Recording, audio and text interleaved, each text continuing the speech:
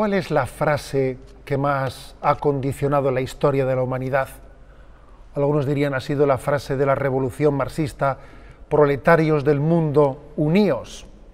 Otros, los liberales, dirían el laissez-faire, laissez-passer de la filosofía ilustrada. ¿Cuál ha sido la frase que ha movido el mundo? Yo diría que es otra: pecadores del mundo, convertiros. Creo que la llamada a Jesucristo a la conversión es la frase que verdaderamente ha cambiado la historia de la humanidad. Te invito a reflexionar sobre la llamada a la conversión: ¿conversión o decadencia?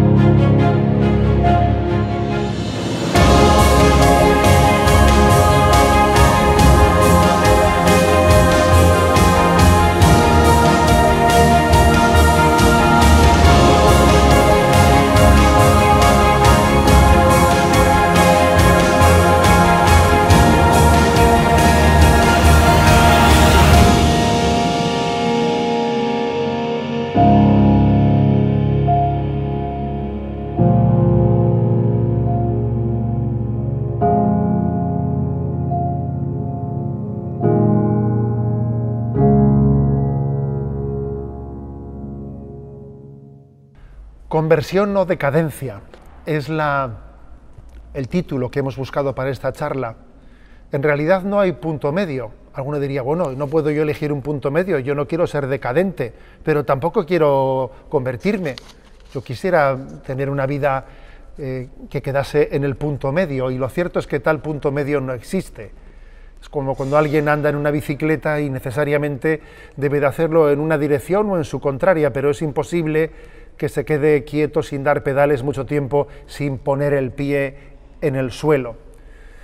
Nuestra vida es un camino que está hecho para avanzar, y nadie nace siendo cristiano. Todos necesitamos oír, escuchar, revisar, rectificar, cambiar de perspectiva, de comportamiento, es decir, convertirnos buscando una plenitud que todavía no hemos alcanzado. Y vamos a decir que aquí también nos encontramos, como en otros temas, pues nos encontramos una percepción un poco de rechazo de entrada. La palabra conversión, la llamada a la conversión, no es un tanto antipática.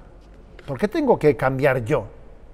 ¿Por qué no puedo quedarme en el lugar en el que estoy? De hecho, la nueva era, esa nueva religiosidad que en este momento se va introduciendo bajo esa perspectiva de la nueva era, se caracteriza por acercarse a la espiritualidad bajo un cultivo, una búsqueda de una paz interior, una relajación interior, sin que exija un cambio real de vida.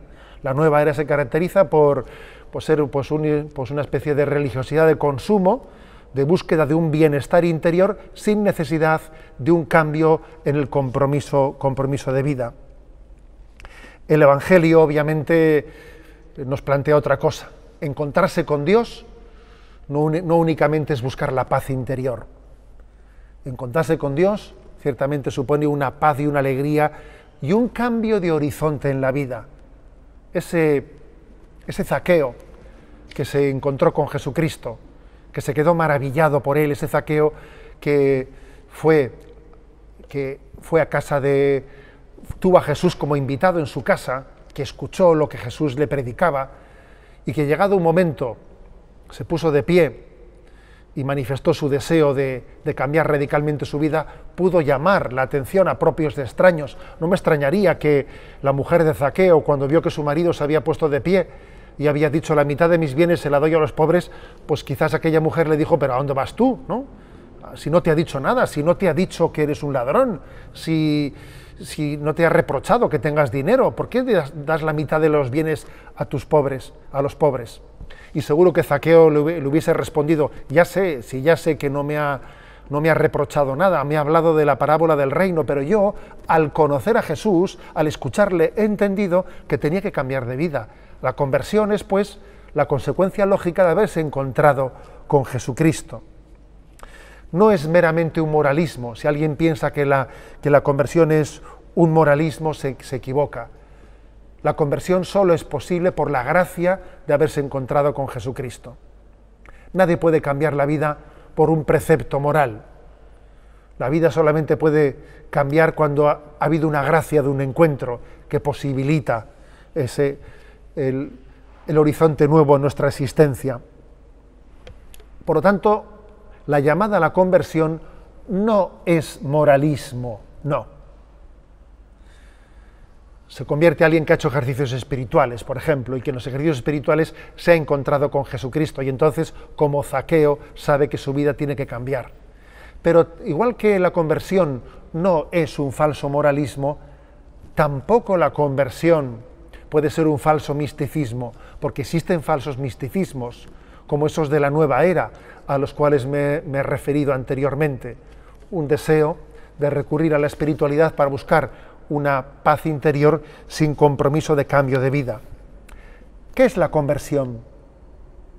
La conversión es redescubrir nuestra vocación a la santidad, a buscar la voluntad de Dios, que la voluntad de Dios coincide plenamente con nuestra felicidad.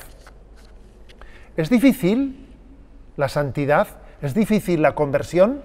No, no es difícil, pero sí es un camino largo. Si alguien piensa que la conversión la va a hacer puntualmente y va a quedar ya concluida, se equivoca. Decía el Papa Francisco que él asocia la santidad a la paciencia. Sí, para poder alcanzar la santidad, para poder alcanzar el camino de conversión a la santidad, hay que ser paciente. Vence el que persevera. La perseverancia es clave en el camino hacia la conversión. Hay dos caminos para la santidad, dos caminos. Uno es el de la inocencia y otro es el de la penitencia. El de la inocencia obviamente es el camino de María, y también nosotros en muchos aspectos de nuestra vida hemos sido preservados.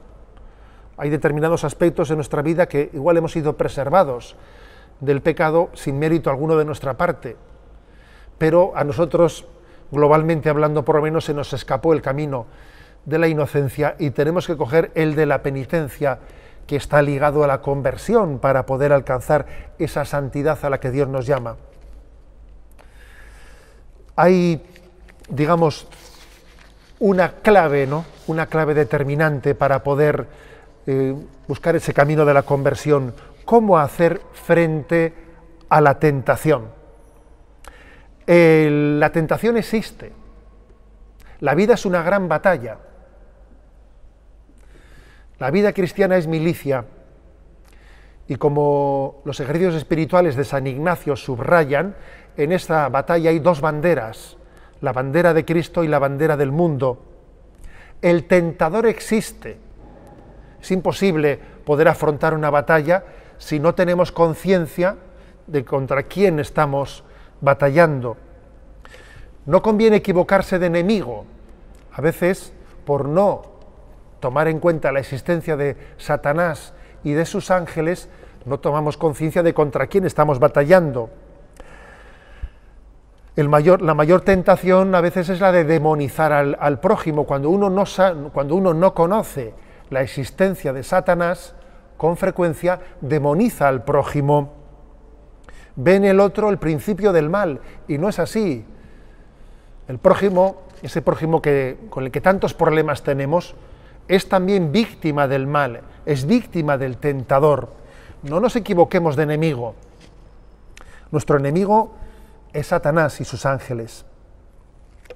Hay dos caminos principales de tentación, dos campos principales en la tentación.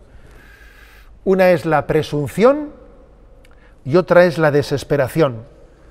La presunción es la tentación del hombre que tiene la pretensión de no necesitar de nadie para alcanzar la cumbre de su vida o para hacer el bien. Es el hombre que se piensa que puede autorrealizarse, que es autosuficiente, es pretender ser Dios, saberlo todo, tenerlo todo, ser autosuficiente. Es la tentación de la presunción. Pero por el contrario, también existe la tentación de la desesperación.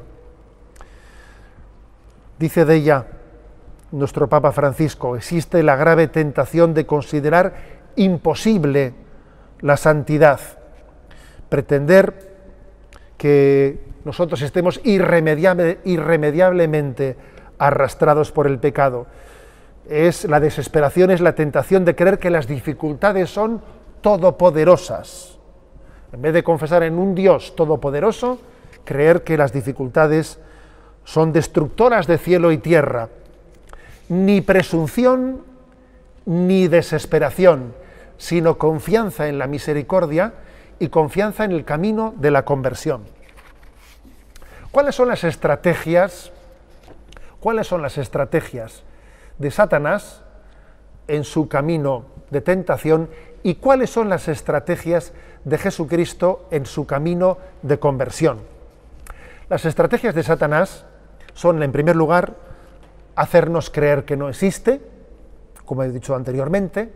También otra estrategia de Satanás muy frecuente, muy recurrente, suele ser la de hacernos confundir lo normal y lo corriente. A Satanás le interesa que confundamos ambos conceptos. Me explico. Recuerdo que tuve un profesor de moral en el seminario que nos iluminó de una manera muy gráfica esta distinción. No es lo mismo lo normal y lo corriente.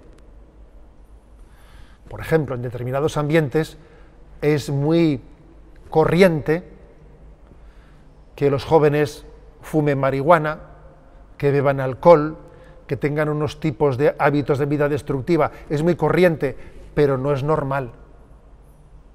Y, por ejemplo, en otros ambientes, en otro contexto, es muy normal que en una familia cristiana se rece el rosario, que se viva la Eucaristía, pero no es muy corriente.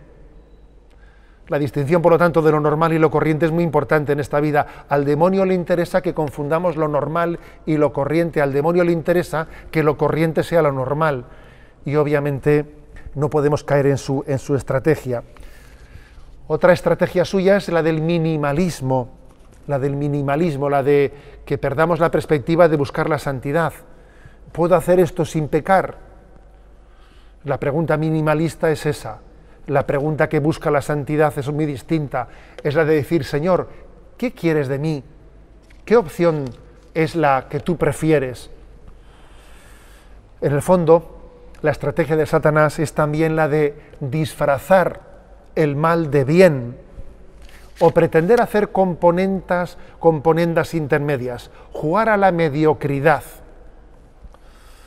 Así, por ejemplo, para ese espíritu mundano que Satanás está queriendo introducir, para ese espíritu mundano la santidad le parecerá una exageración. No hay que exagerar, hay que tener una moral de prudencia, sin exagerar, señores. La moral de heroísmo no es una moral que ponga sus pies en el suelo. Y así, por ejemplo, entre la soberbia y la humildad, el demonio intentará decirnos que busquemos un orgullo digno, un punto intermedio. Y entre la avaricia y la generosidad, pues intentará sembrar en nosotros el ideal de una sana ambición. Y entre la lujuria y la castidad, pues igual nos dirá que lo prudente es optar por una naturalidad sensual, ¿no? Y entre la ira y la paciencia, pues un carácter espontáneo. Y entre la gula y la templanza, pues buscar un gusto propio. Y entre la envidia y la caridad, pues un egoísmo controlado. Y entre la pereza y la diligencia, pues una comodidad moderada. La estrategia del demonio, la estrategia de la bandera de este mundo es la mediocridad. La mediocridad es, obviamente, si fuésemos tentados del mal, en cuanto mal, difícilmente caeríamos, ¿no?, en esa tentación, pero siempre su tentación es introducida mediante ese subterfugio de el punto medio. Sin embargo, las tácticas de Jesucristo son muy directas, son muy sencillas. En el fondo no hay tácticas, está todo dicho y todo perfectamente mostrado en el Evangelio. Jesús se presenta delante nuestro, no oculta la cruz, nos pide que le sigamos y nos dice si estamos dispuestos a responder a su llamada de amor, si estamos dispuestos a dejar tocar nuestro corazón por su llamada a la conversión. En realidad, fijaros bien, la conversión es una llamada a vivir en un estado permanente. Se suele distinguir entre dos conversiones. La primera conversión y la segunda conversión. La primera conversión es cuando alguien que estaba alejado de Jesucristo tiene un primer encuentro que de alguna manera le obnubila, cambia el horizonte de su vida y cambia los parámetros completa y totalmente. Es su primera conversión. Se ha encontrado con Dios, se ha encontrado con Jesucristo. Todo pasa a adquirir un color distinto al que tenía anteriormente. Pero quizás puede cometer el error de pensar que con esa primera conversión ya ha terminado su vida, o ya el camino de santificación de su vida, y está muy equivocado. Porque después de una primera conversión, obviamente, es necesaria pues, una segunda conversión permanente durante toda su vida. Esa segunda conversión consiste en que ese primer encuentro en el que uno ha buscado la voluntad de Dios, cuál es el querer de Dios, sea capaz de trasladarlo al día a día de su existencia. Porque a veces en la primera conversión buscamos el hacer la voluntad de Dios, pero inevitablemente la queremos hacer a nuestra manera, a nuestra forma, a nuestro tiempo, a nuestro modo, por nuestros caminos, y la segunda conversión es totalmente necesaria. Permitidme que comparta con vosotros un ejemplo concreto de esta primera o segunda conversión. El ejemplo es el de Ignacio de Loyola. El de Ignacio de Loyola, que tuvo su primera conversión en la Casa Torre de Loyola cuando fue herido en la defensa del castillo de Pamplona, cuando fue herido por una bala de cañón. Él fue convaleciente a la Casa Torre y allí, en esa convalecencia, tuvo su primera conversión. Su primera conversión al leer los libros, a leer las vidas de los santos, a leer la vida de Santo Domingo, a leer la vida de San Francisco de Asís, se dio cuenta de que eso era lo que verdaderamente daba paz y alegría en su corazón. Era verdaderamente como el inclinarse la balanza a querer ser de Dios. Y allí Ignacio de Loyola entregó su corazón a Dios, decidió ser de Cristo para siempre. Es de suponer que él pensase que esa era ya la meta de su vida, que había llegado ya a la cumbre de su conversión, pero se equivocaba. Él pensó que, siendo de Cristo, lo que tenía que hacer era pues vivir como Jesucristo había vivido, pues ir a la Tierra Santa y vivir allí pues en Belén o en Jerusalén, en los mismos lugares en los que Jesucristo vivió. Y así él se imaginó la forma en la que Dios le quería santo. Y de esta forma él consigue ir a Tierra Santa.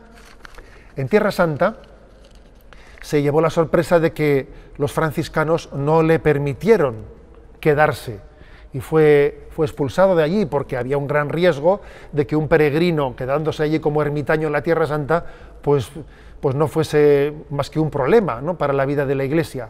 Pero él volvió diciendo, bueno, pero yo regresaré porque como mi proyecto de santidad consiste en vivir en Tierra Santa con Jesucristo, en cuanto que pueda regresaré. Reunió los primeros discípulos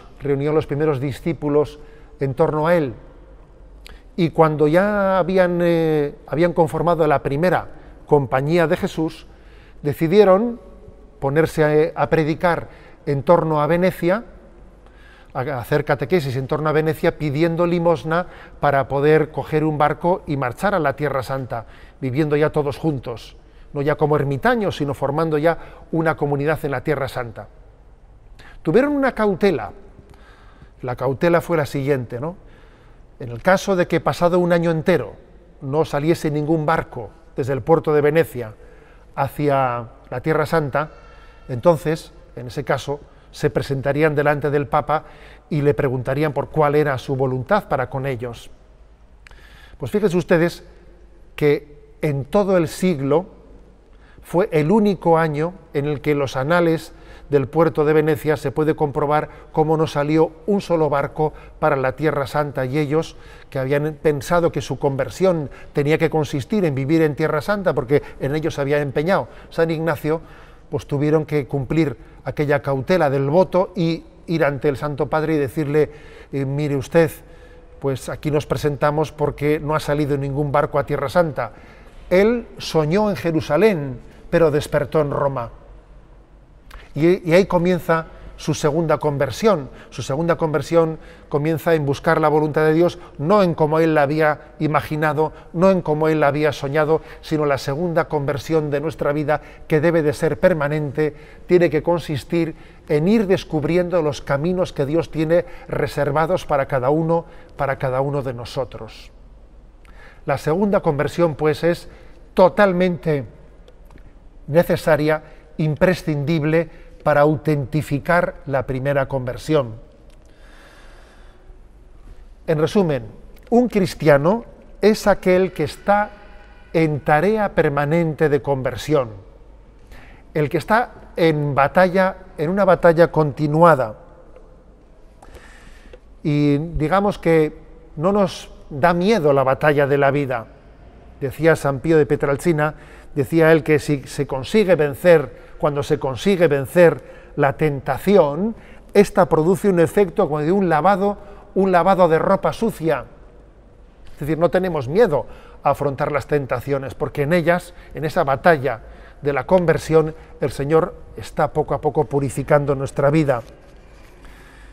Dice San Agustín con respecto a esa batalla por la conversión: nadie se conoce a sí mismo si no es tentado, ni puede ser coronado si no ha vencido, ni vencer si no ha combatido, ni combatir si carece de enemigo y de tentaciones. Por lo tanto, no le tengamos miedo ni al tentador ni a sus tentaciones, porque Dios también se sirve de ellos, de esas tentaciones y del propio enemigo, como un instrumento de purificación de nuestra vida.